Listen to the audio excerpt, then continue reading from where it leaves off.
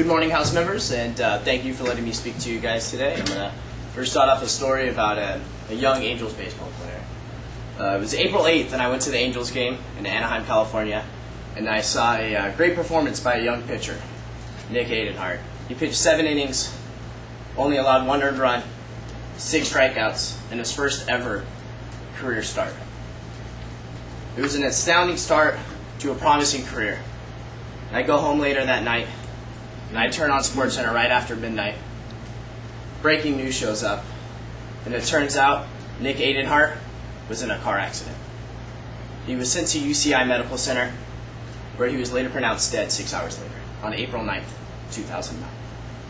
Now, Nick Aidenhart was killed by a drunk driver that night, and his baseball career ended that day. Now, as you might recall in U.S. history, 1920, the United States started the 18th Amendment, which prohibited the possession and distribution of alcohol. Now, in 1931, 11 years later, U.S. Installed the 21st Amendment, which appealed the 18th Amendment of alcohol. Now, as you see, we ended prohibition because it, in fact, increased organized crime. It, in fact, deregulated the use of alcohol, and therefore worsened our overall society in America.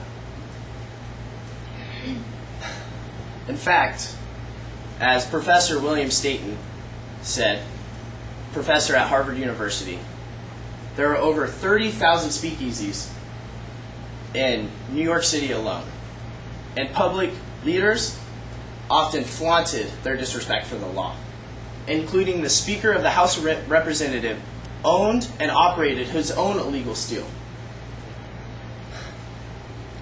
Now, in this speech, I will be arguing that we should pass H.R. 2306 and let states regulate medical marijuana. I'm going to be breaking this down in 3 subjects. The first, I'm going to be talking about all the current problems that we are facing without the passing of H.R. 2306. Secondly, I will be talking about all the solutions that will be fixed by the passing of H.R. 2306. And lastly, I will be stating that all the problems that we are currently concerned about will not actually happen by passing H.R. 2306. The biggest problem with our current stand is that there are 16 states that have medical marijuana dispensaries open and distributing marijuana in the United States. Now, this is a contradiction between federal and state law, because as of right now, marijuana is stated as a Schedule I drug, stated as no medical purposes, that there should be no distribution or any possession under federal law. Now, this is affecting many of the state medical marijuana dispensaries for many reasons. They are worried about DEA raids of their dispensaries. They are worried about funding for their dispensaries, because banks will be heavily penalized if they are found out they are holding money for these dispensaries. Also, the DEA is coming in, giving these dispensaries 45-day notices and letting them know that if they don't close down, that they will be raided, fined, and prosecuted at the federal level for distributing and holding medical marijuana. Now, these patients that are visiting these sites will be suffering due to these DEA raids, and also is being limited due to the banks.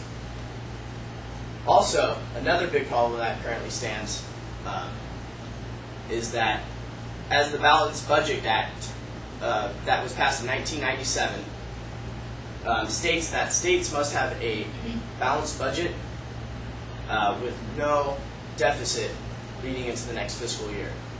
Now, medical marijuana is actually the #1 cash crop in all the United States. and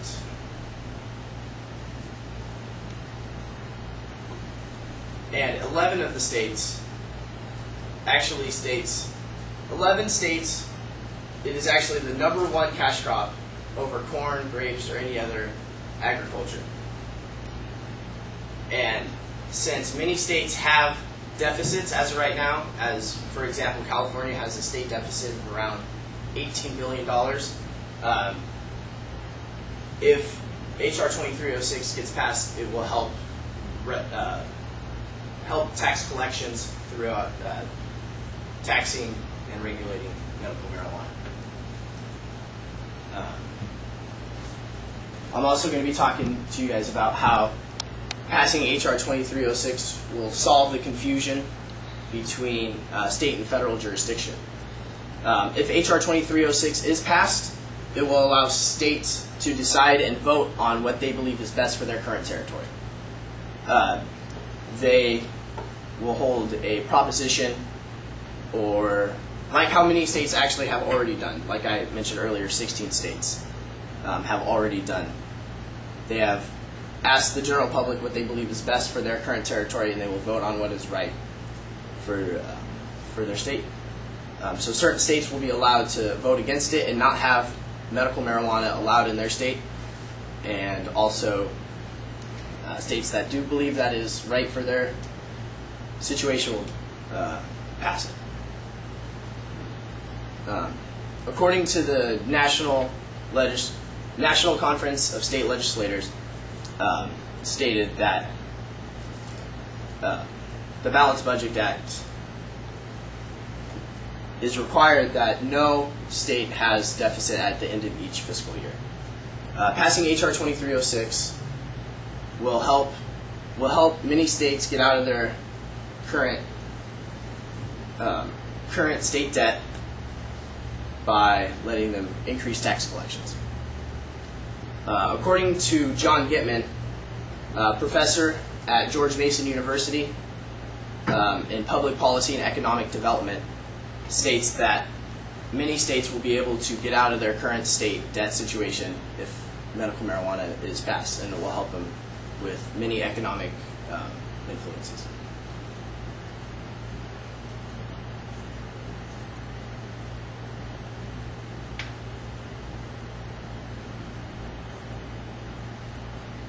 And I'm also going to be talking to you guys today about how the passing of medical marijuana actually does have medical values and will overall help the well-being of our society. First, the National Control Center of Disease states that 435,000 people are killed every year by the use of tobacco, through different types of cancer, heart disease, and also 25,000 people are killed every year by the use of alcohol. That is not including automobile accidents, homicides, or suicides that are committed during the use of alcohol. If those situations are included, the number actually increases to over 100,000 people that are killed every year. On the same website, the National Control Center of Disease, it is stated that not one person is responsible for being killed of the use of marijuana at all, especially medical marijuana. And many doctors have said that it helps control many symptoms of chemotherapy throughout cancer, including vomiting and nausea, and it also increases appetite for AIDS patients and chemotherapy patients. So there have been shown that there are many medical values for marijuana in our society.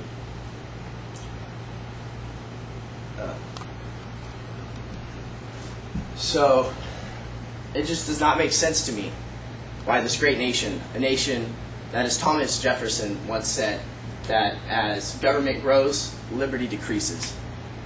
Why in this great nation that we have chose to legalize something like alcohol that has caused so many important lives and to everyone, such as Nick Adenhart,